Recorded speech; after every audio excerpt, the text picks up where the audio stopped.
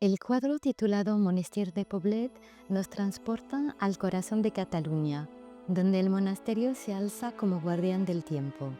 Cuando cae la noche y la luz se apaga, otro mundo se abre, el de las almas que ascienden lentamente como un suspiro. En este lugar sagrado y en el bosque que lo rodea, el artista evoca la nit de las ánimes, la noche de las almas, como un homenaje al siglo de la vida y de la muerte y al orden natural e invisible que conecta todo.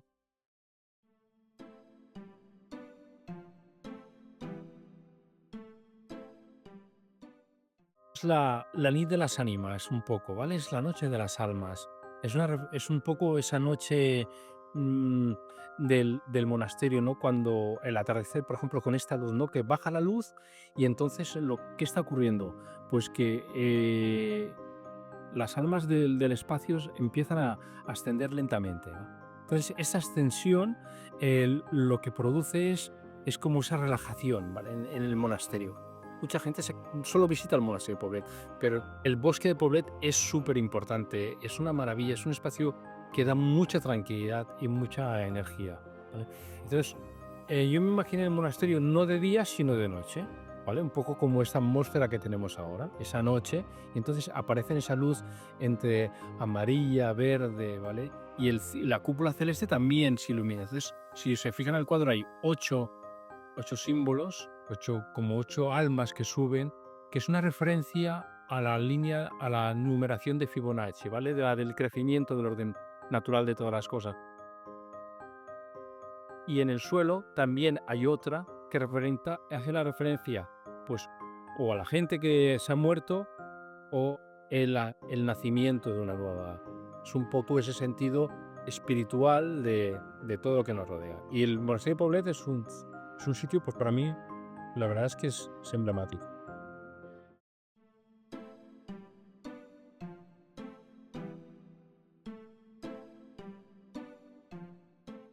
Tal vez no soy una persona cristiana, pero que no sea cristiano no quiere decir que no valore o respete o admire pues a construcciones, formas de hacer, ¿vale? Entonces sí que es verdad que lo redirijo hacia mi sistema, ¿no? Hacia el sistema de la espiritualidad, o sea, al concepto de que todo está conectado,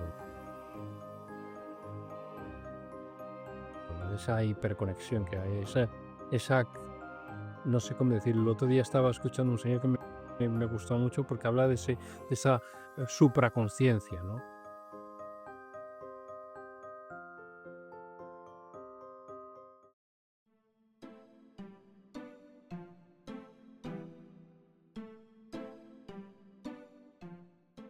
No lo sé. Pero en cualquier caso, a mí me da la sensación de que el alma es algo como muy, muy infinito, en el sentido de que no es corpóreo, no es algo material, es algo que a mejor está ahora, a mejor está 200 años que no tiene por qué estar y después resurge otra vez, ¿no? Es como algo muy etéreo, pero al mismo tiempo muy consistente.